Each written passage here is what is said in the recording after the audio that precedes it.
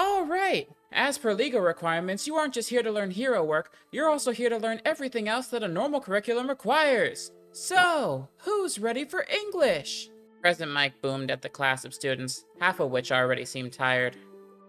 You have got to be kidding me. Bakugo's eye twitched. Now, which one of you students wants to tell me which of these sentences is correct? He gestured to the board, where several English phrases were written in chalk. Well, this is pretty redundant for me, Riri squinted. Agreed, Laura said next to her. I'm already fluent in 3 languages. I'm fluent in 4, Riri smirked. Laura rolled her eyes as she looked around. Nobody was paying attention to anything, except maybe that green-haired kid. Izuku Midoriya was actively writing in his journal, with a fury most people reserved for battles. The other person, Ta Beifong, was asleep at her desk, others talking around her. Come on, guys, don't zone out on me, President Mike continued. Geez, the new guy's gonna have a tough time if this is how you're treating a veteran of the classroom.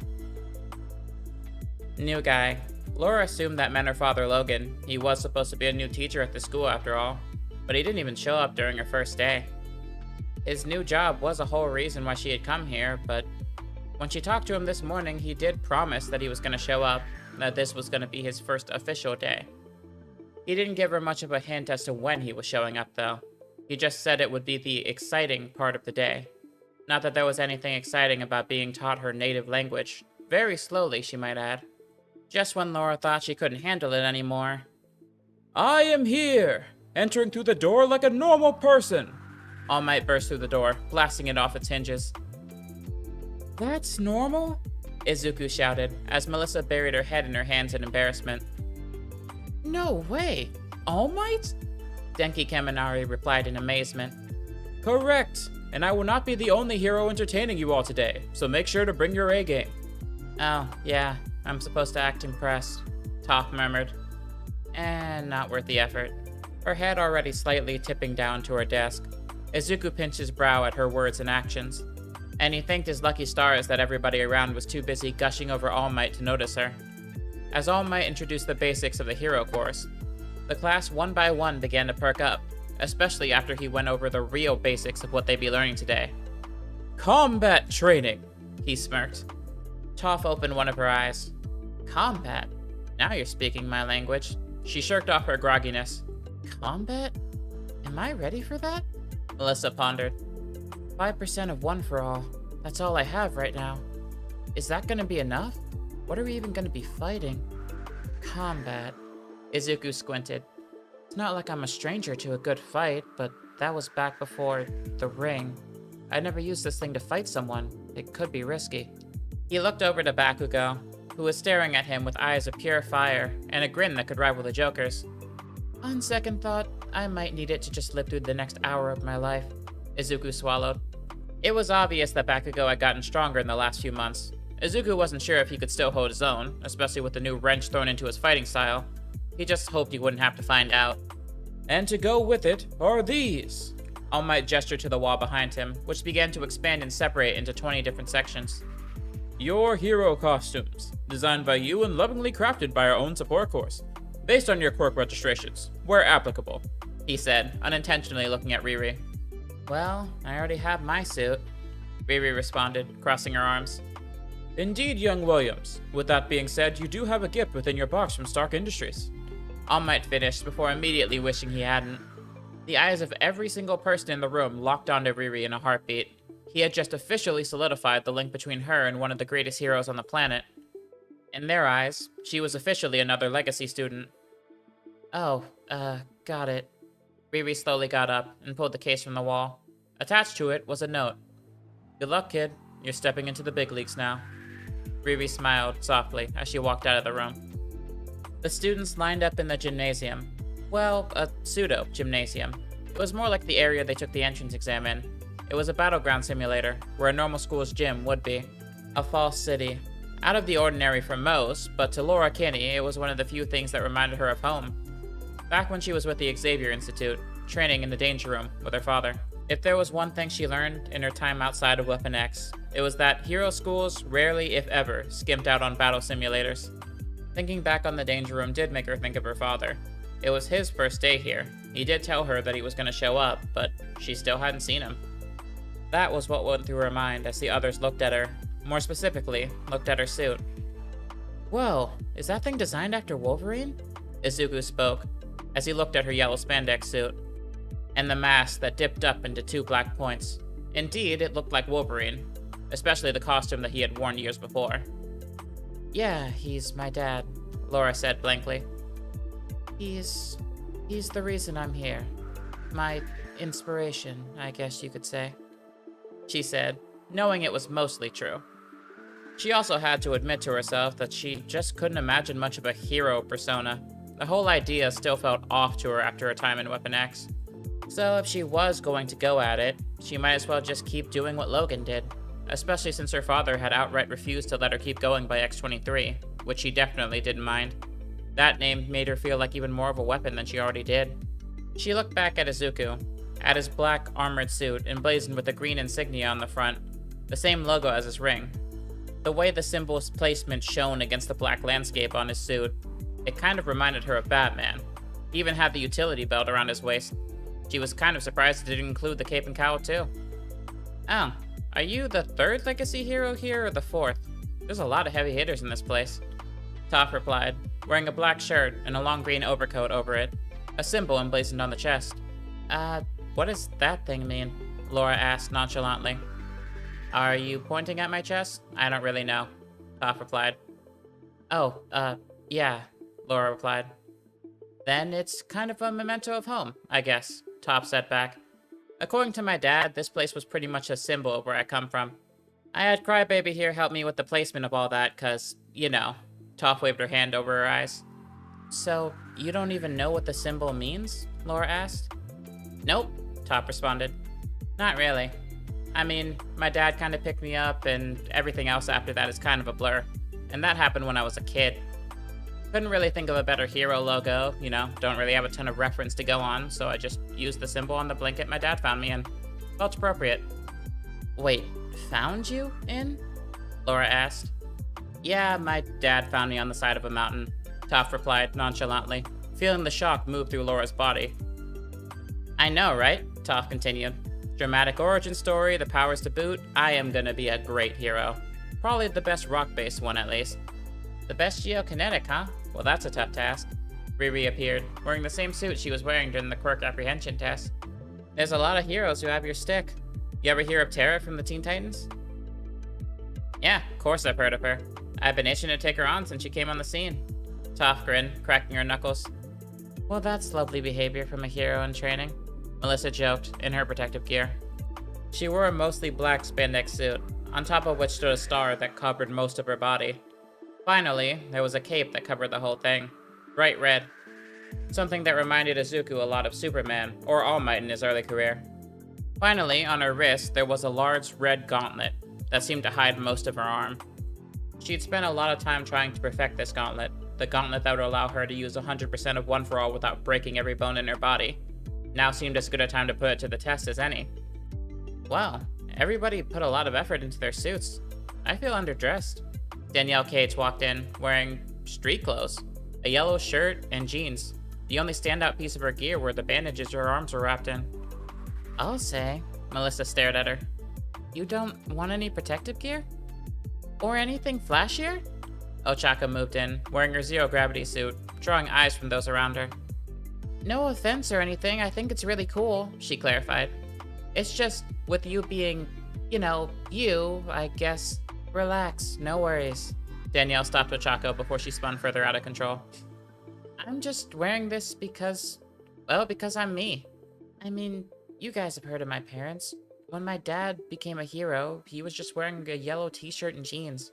My mom actually had a costume when she became Jewel, but that didn't turn out very well. Danielle shuffled her face into a bit of discomfort. Before anyone could move to comfort her, she collected herself. My parents go by their real names and they wear plain clothes. I guess there's just something kind of special about that, you know? Izuku just smiled at her as Riri put a hand on her shoulder. Yeah, I think I know what you mean, Riri said. Thanks, Danielle grinned. Plus, my skin's a lot more durable than any armor they could make me, so street clothes are just a lot cheaper to replace after a fight. she said, half laughing and staring at Ochako. Oh, Ochako nodded in understanding. Okay, but then why the bandages? Danielle glanced down to her forearms. My parents always taught me not to go into things with just my fists, so I have a little trick up my sleeve. Before anybody could ask Danielle what this trick was, or anything else about her statement, a voice boomed over all of theirs. Well then, don't you all look cool? All Might smiled next to the next generation of heroes. Now, how do you students feel about a little acting? We'll be moving forward today with a hero versus villain combat scenario. In teams of 2, our brave heroes will be trying to disarm an explosive device defended by our villains. Should our villains successfully defend the device until it explodes, they will be the victors. Oh, I see. And should the heroes disarm the device, they will be the victors. Momo Yaoyorozu responded to All Might's affirmation. Well, that is interesting, but how will we be breaking up into teams? Ida replied. All Might smiled as he pulled out a basket filled with what appeared to be slips of paper. By drawing names, of course. The silence that was met with that statement was absolutely deafening in the room. Maybe I should have stayed at the Xavier Institute, Laura muttered under her breath. Come on, dude, you've got to be kidding me, Toph responded, as the rest of the class echoed her sentiment. Actually, I think it does make some sense, Momo admitted, drawing everyone else's attention. Heroes often don't know who they're teaming up with until they arrive on the scene. The Justice League was formed by accident, after all. Exactly right, Miss Yaoyorozu. All Might grinned, though a shaking form and sigh of relief tipped Izuku off that this wasn't exactly his intention. The class looked up, the rosters for the hero-villain matchups hitting their eye. Slowly but surely, everybody began to let their matchups sink in, Izuku being the first. He was going up against Bakugo. Again. Well, this is gonna be something. Izuku swallowed, as Bakugo glared at him. You're done, Deku, Bakugo spat. Oh, great. Tell me something I don't know, Izuku thought to himself. He was really throwing his new powers directly out of the frying pan and into the goddamn inferno. Okay, so I'm up against Kirishima and... Oh no. Melissa squirmed. She had already gone up against a legacy hero with Danielle, and that went poorly to say the least, and she knew who Todoroki was. She looked up the name. It was bothering her since yesterday. The son of Endeavor, the number 2 hero in all of Japan. I'm gonna die. I'm definitely gonna die, she murmured to herself as she watched Izuku go into his bout. No worries, Danielle said next to Melissa. I gotcha. You and me? We're gonna do all kinds of ass-kicking out there. We're not going down so easily, Danielle responded, nudging Melissa. Melissa nodded. Yeah, okay, she said, still very unsure of herself. So, you and me, huh? Toph asked to Laura, who was still looking up at the screen, studying the enemies that they were going up against. Yeah, looks like it, Laura responded. I won't slow you down if you don't slow me down, Toph responded. Well, I guess you got a deal, Laura said back. Her voice even, not much emotion in it. Toph felt as Izuku walked into the battle chamber, and as Bakugo did the same. You're gonna be okay, crybaby. It's just Boomstick. Give him hell. She murmured words of encouragement. In the midst of the large, spacious steel chamber they were in, Ida paced the floors rapidly, across the square metal tiles beneath his feet. He was already trying to get over acting as the villain, as hard as that was. But, at the very least, he wasn't going to go into this fight without a plan. Alright, the others have to get in from outside, which puts them at a massive disadvantage. All we have to do is remain here and we should be able to see them coming. The heroes won't know what hit them. Wait, Bakugo, you appear to know Midoriya. Do you have any insights on... I'm out of here. Bakugo started walking away from the rambling Tenya Ida, only for Ida to quickly notice the departure. Wait, no, we have to strategize, clearly. Only one of us needs to stay here with the bomb. You want it safe so much, do it yourself, he grunted as he ran off. Well, Ida murmured. So much for teamwork. Izuku took in a deep breath as he stood outside to test the building. This was going to be a hellish fight. Every part of his body would probably be broken, and that was if they won. Are you okay? Ochako asked, placing a hand on his shoulder. You're pretty deep in thought there. Huh? Yeah, Izuku replied. Just thinking. Kachan's probably going to be gunning for me the second we get in there. And the second we see him, You better run. Are you sure? I mean, who's to say that he'll even fall for that? Even if he did, I'm not comfortable just leaving you behind and... She started saying quietly. Don't worry, Izuku smiled. I'm used to handling him. I'll be fine. Are you sure? Why is he even so angry at you? I mean, he's practically obsessed. Hell if I know, Izuku chuckled to himself. We actually used to be pretty good friends. Back before I met Toph, anyway. Our relationship kind of fell apart pretty soon after that. Oh, so your lives are entangled without you fully understanding why. It's like fate. Like a battle between rivals. Ochako beamed. The excitement on the girl's face cracked the nervousness in Izuku's soul, just the slightest amount. Enough to get him breathing again. Sure, something like that, Izuku said, rubbing the back of his neck as he looked to the top. The bomb should be up there. If we want the best shot at surprising them, we should probably go straight to the top. You mean skip over the other floors? Ochako's voice paled at the words, as she awkwardly touched her fingers together. I think I can do that, but I'm not great at floating myself. It gives me a lot of motion sickness. I think I'd be out for a while, so you might have to protect me a bit. I think I have another idea, Izuku responded, as he looked down at his ring. He closed his eyes, and a harness appeared around his torso, attached to the glowing green gauntlet that now adorned his right fist. He held his hands out to Ochako as he stared into her eyes. That's so cool, she smiled as she gripped the hand offered to her. Izuku made a matching harness around her body. Just a fair warning, this is gonna be pretty fast, so get ready. The second the words left Izuku's lips, the mechanisms on the machine roared to life as the grapple launched them to the top. It was just a few seconds, the speed giving them just enough momentum to smash through the upper window. Izuku and Ochako's feet hit the ground of the top floor with a surprising amount of grace, especially since Izuku managed to create pillows to soften the blow. He didn't have to wait long to see if he was right about Bakugo standing directly before him. He looked up, and there he was. He glanced at Ochako, giving her just enough time to get her bearings. Thankfully, it only took her a few seconds. Good, Izuku thought. They'd need all the advantages they could get. Now, Izuku muttered, as Ochako gave him an unsteady look. Her eyes were staring into his, pleading with him to be sure about this decision. Izuku nodded, and that was the last push she needed. Ochako burst forth with such a surge of speed that Izuku could hardly react, managing to create a wall around her just before Bakugo could reach out to grab her. She sped past him into the beyond, as the two former friends locked eyes with each other. Neat trick. I'm guessing you came up with that little stunt? Bakugo's eyes narrowed, his hands already sparking with energy, ready to blow Izuku away. Something like that, Izuku acknowledged. Doesn't matter. I'll deal with her after I deal with you. Bakugo hissed the last words out of his mouth, as he shot forth like a rocket, speeds easily as fast as a cannonball. Izuku read his intentions just before, dodging out of the way. Bakugo threw his hands in front of him, trying to force himself to come to a stop so he could turn around. He was getting ready to launch himself back at Izuku. But to do that, he'd have to stop his momentum first, especially in a narrow space like this. There was no room to turn around, and Izuku knew that. It was a weakness he'd always had. So, while Bakugo was coming to a stop, Izuku rushed forward, digging his fist directly into the boy's lower stomach. Right when Bakugo's momentum was beginning to move the other way, it only added more force to Izuku's punch. Izuku could practically feel the rupture that he had created between the boy's ribs, as Bakugo spat to the point of nearly vomiting. Izuku knew from experience not to let up. Bakugo had a crazy amount of endurance. If Izuku stopped for even a second, he knew it would be him on the floor. So, he laid into every pressure point on Bakugo's body that he could, during the split second he was stunned. The throat, between the shoulder blades, the area where blood flowed. Anything that would ache, that would slow down his decision-making for a moment, for a minute, for a second. Izuku hoped that would be enough.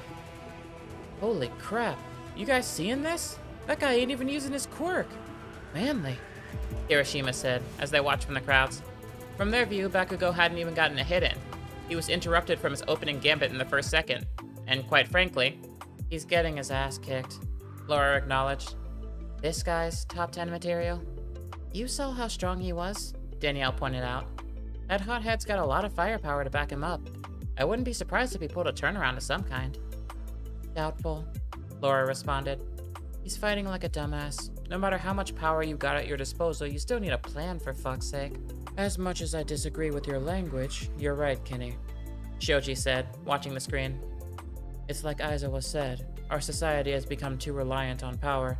It looks like we're seeing the prime example he warned us against. Jeez, and people say I'm blind, Toph muttered, drawing eyes towards her. I might not be able to see the fight, but I can sure as hell tell you this ain't over. Not yet, anyway. Crybaby and Boomstick have gone head-to-head a whole lot, and Izuku's won a few times, but never this quick. We're just seeing the first phase.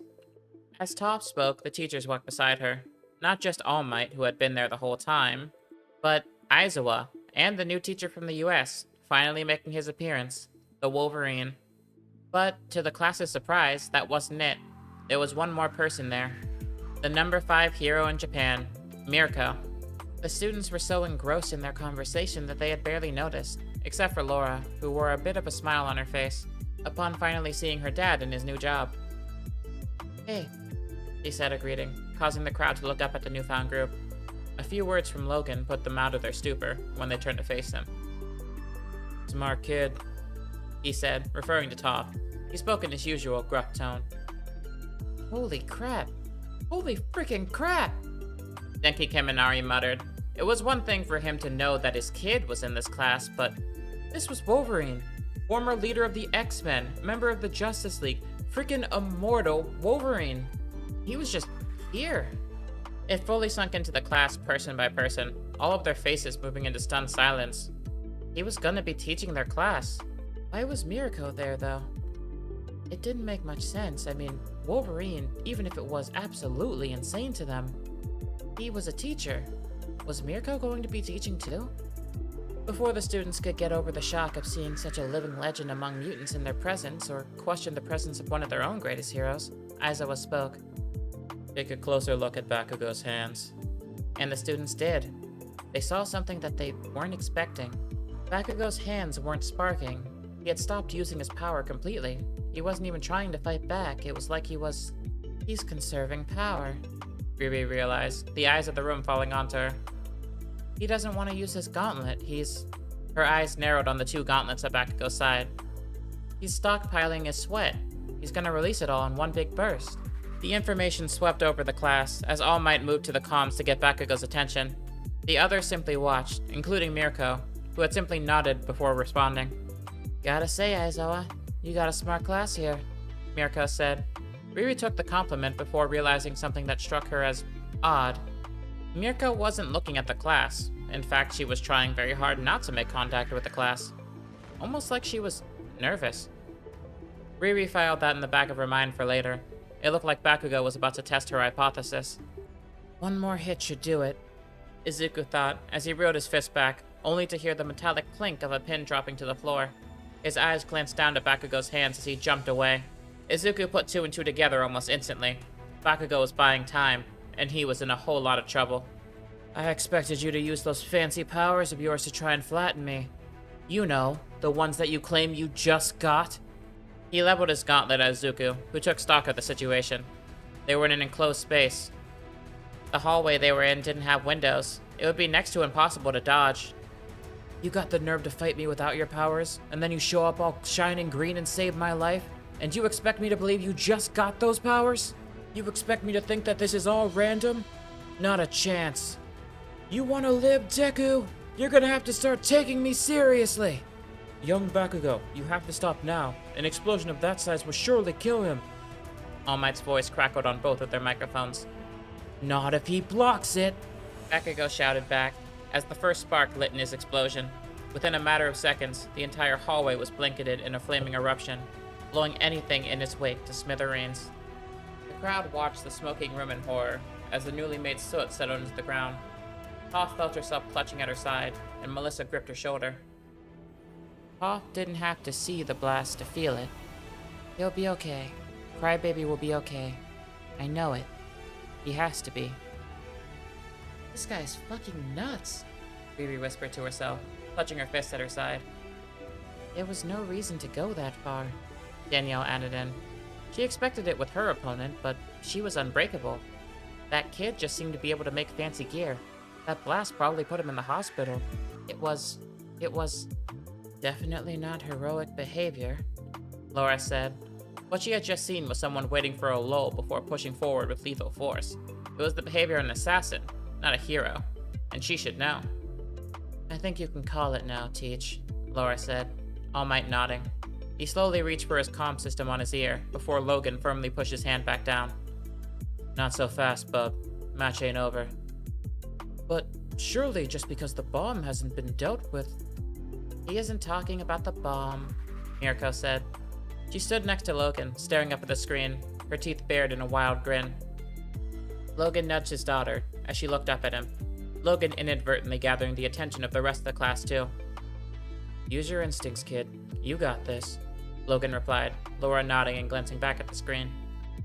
There's no shadow, Laura realized, the others looking at her. The dust is thick, but it's already starting to clear.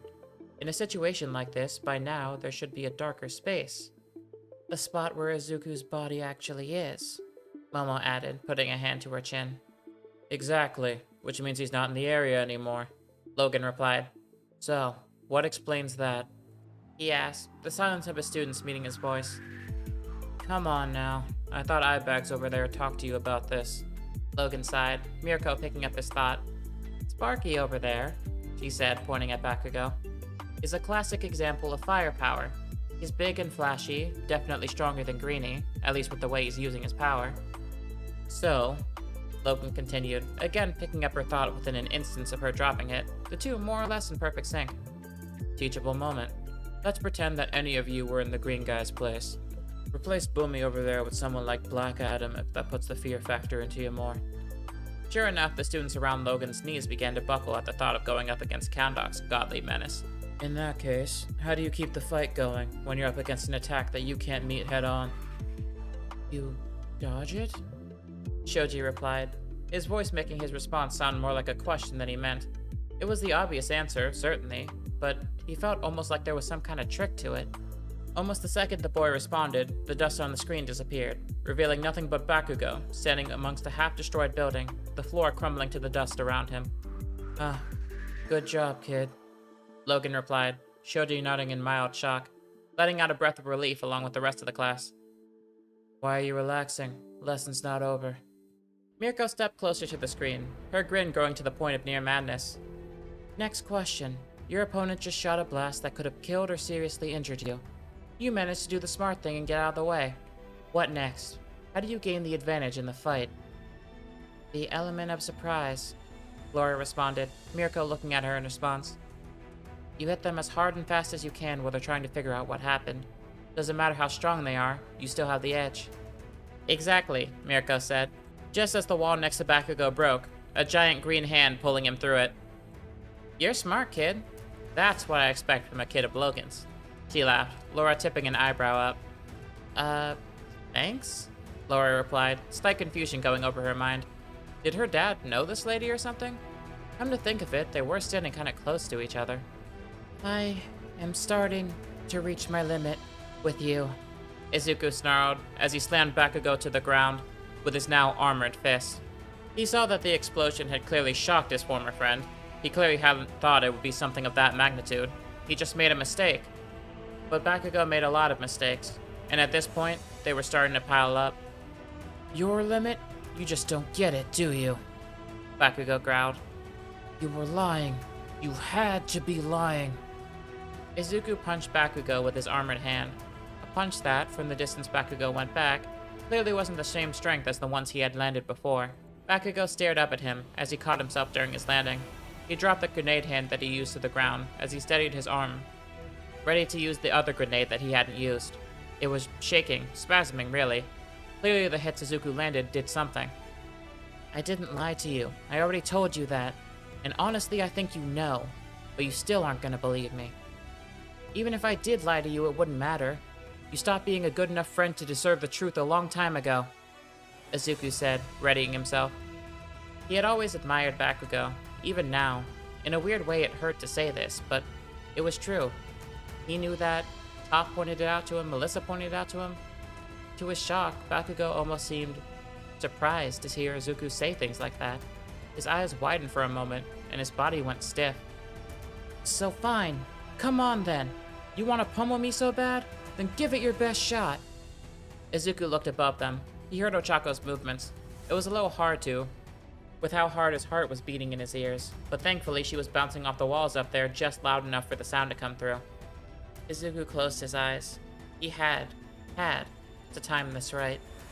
Bakugo blasted forwards, no longer trying to aim his weapon, as Izuku rushed towards him in response. He let his ring glow as he touched his palm with his left hand. Ochako, if you're gonna go for that bomb, do it now, he shouted, taking in the confused look on Bakugo's face. Oh, okay. He heard Ochako's voice in his ear. Izuku searched his mind for just the right thing, as he let a grappling hook form in his hand.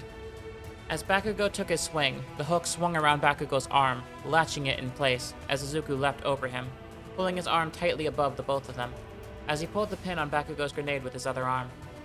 Got you, he said, as the explosion rocked the building, the roof above them practically disappearing. There, above them, both Izuku and Katsuki Bakugo could see Ochako Uraraka touching the bomb, Ida having been stranded on the other side of the gaping hole the explosion had left behind. Not soon after the fight, Izuku rejoined the others, and he was met with the not unwelcome surprise of Toph bolting over to him, nearly tackling him into a hug. Hugged so hard, in fact, that she nearly bruised his already rough ribs. I'm okay, he said reassuringly, only to get pummeled on the head. I know that, crybaby, Toph shouted. It's good to know for sure. You scared the crap out of me. Sorry, Izuku said softly.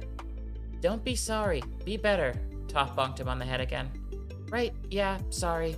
Izuku laughed as Toph let him go. Soon after that, Izuku found himself flocked by his classmates. Holy shit, man, how'd you pull that off? Kirishima said, walking up to Izuku. That disappearing act was so cool. It was like you were invisible or something. You were like a ninja.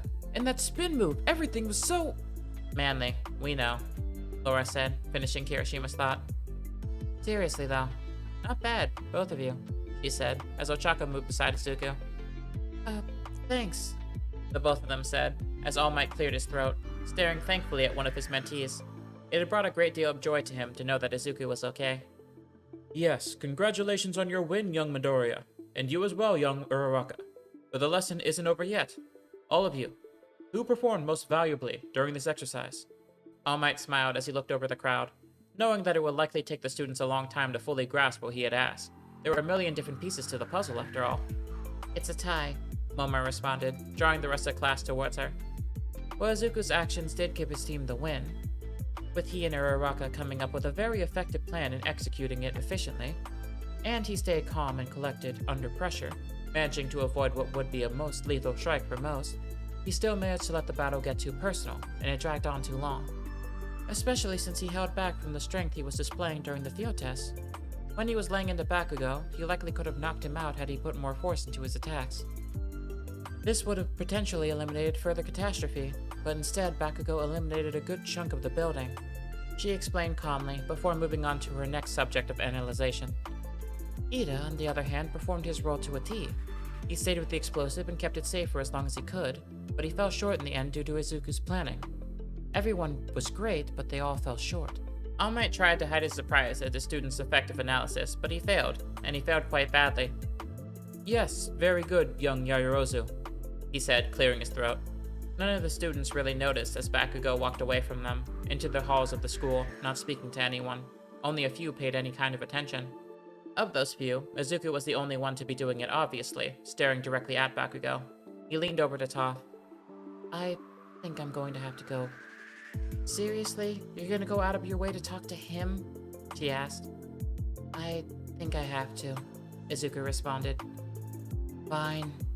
But if this turns into a fight, I'm getting involved. You got it? I got it, Izuku said back, as he walked into the halls of the school. Alright, everyone has about 10 minutes until the next match. Team Hero, Miss Williams and Miss Yaoyorozu, please go left. You'll find a waiting area to house you while we get the last fight cleaned up. Team Villain, Miss Asui and Mr. Tokoyami, please go right. Well, I guess now's as good a time as any, Mirko said, cracking her neck as she elbowed Logan in the side. You're really determined, aren't you? Logan sighed. A year, Wolvie. We've been dating for a year. Mirko jabbed her thumb into the man's chest. And now, the both of you are finally in the same place as me. So yeah, I'm introducing myself. About time I started to have a connection to the kid. Yeah, never hold back on life. I get it. Logan responded, citing the philosophy that connected him to her in the first place. Her desire to live life like it was the last day of her life, really helped snap him out of the stupor that came with living knowing that there never really would be a last day of his. But his kid, Laura, she was different. She had never really had any sense of stability in her life. He was probably the first thing that even came close. It was why he hadn't told her about this relationship yet. The last thing he wanted was to make the girl feel disconnected again. Good. Mirko grabbed his hand. Then I'll go get her, she said, squeezing it once and letting it go. Logan sighing to himself, hoping, against most of what he knew, that this would work out well for everybody. As the teams departed, Laura looked up at the screen, pondering what she had just seen. Her father had never let her forget the importance of tactics when it came to fighting. She tried to keep that in mind every second. Clearly, from what she had just saw, he was right. She had trouble with the thought. She was strong, sure, and her healing power was second to one, her father, but no one else. But her real power slept inside of her body, her claws, and those things were only good at one thing. And the last thing she wanted was to tear any of her classmates apart by accident. So, her skills didn't really apply to exercises like. She stopped as she noticed the rabbit hero out of the corner of her eyes walking up to her, with all the confidence in the world. What, got a problem? Laura asked nonchalantly, as she continued examining the woman. It was strange that she was going out of her way to talk to Laura in particular. She added that to the list of things about the situation she found strange. Mirko looked down at the girl, putting her hand out. Hey kid, You're Mirko, number 5 hero in Japan just behind Hawks. I know who you are, Laura said flatly, leaving Mirko's hand out in the air. Huh, right, figured you were a brainy one, Mirko said, taking her hand back, scratching the back of her head. Well, if you got a sec. Does it have to be now? Laura asked. I'm in the middle of something, she said, staring ahead at the replay of Bakugo and Izuku's fight, until Mirko stepped directly into her line of sight, blocking her view. Yeah, it's gotta be now, she responded, her voice not wavering even slightly. But, in that moment, Mirko had to acknowledge something. She wasn't scared of anything. She was ready to die at any moment. Wolverine, for everyone's talk of him being the boogeyman, wasn't nearly the monster people made him out to be. But this kid, having this talk with her, scared the shit out of her. Okay, at least we're Team Hero. That's something at least. Not sure how I'd go about acting villainous, Riri said, as she waited around the waiting area. Agreed, Momo replied. Gotta say, I'm glad I got paired up with you of all people. Really? Riri replied, raising an eyebrow. I didn't think anybody'd be excited about teaming up with the quirkless kid. Not everyone in Japan thinks that way, Momo said, nudging Riri supportively. As a matter of fact, you pretty much embody what Aizawa was talking about. A person who thinks before taking action, who has a strategy because your power was built on intelligence. I think you and I will get along just fine. Oh, thanks. Riri smiled as she put the briefcase she had gathered earlier on the ground. Oh yeah, I forgot you got a gift from Tony Stark, Momo said, trying to hide her enthusiasm. Can I ask, how you know him, or? Big fan, huh? Riri said as she opened her briefcase, smiling to herself as she did. Of course I am. I'm very sorry. Momo shouted before immediately covering her own mouth, realizing that she was shouting. I get it. I'm proud of him too. And, well, he's my dad. He adopted me when I was 8. Riri explained as she removed the safety features around the device. Momo was almost immediately frothing at the mouth to know more. After all, that bit of knowledge made Riri the 4th legacy hero here. And Tony Stark wasn't only in the top 10 of heroes in the world, he was top 5. Ignoring Momo's excitement, Riri pulled out a small round disc. Holy crap, you got my message, she said, turning over a small round disc in her hand. She took off her chest plate, placing it on the ground, and placing the disc on the ground as well. Momo looked over her shoulder, not being able to contain her excitement. Is that an arc reactor? Yeah, it is, Riri said, Momo nearly falling to her knees at the sight. This one was of my own design. I didn't have any of the materials here, so I sent him a message. She picked up the reactor and twirled it in her hands. The object that she knew could survive a nuclear blast seemed almost fragile to her. Forgive me for asking, but why bother with a redesign? If you used one of your dad's suits... I'd, tear this place apart? Riri asked, Momo nodding expectantly. Yeah, probably, but that's his suit. Dad always told me that heroes aren't born, they're built. And if I want to be a hero, be my own hero, I need to be something more than just a copy of Iron Man. And I gotta pave my own way. Riri said, getting lost in her own words before staring up at the eyes of Momo Yaoyorozu, who seemed to be practically lighting up. That's incredible. The drive, the ingenuity, the determination. Thank you? Riri murmured, not entirely sure how to react. Momo didn't strike her as the excitable sort. I'm sorry if that was a bit much, it's just... my quirk isn't flashy. I can make anything, but that doesn't do much aside from just give me things. It practically kills me to make big explosives, so I had to learn to be creative. I never really met anybody else who had to think like that. It's just... Nice? Riri guessed. Yes, it's quite nice.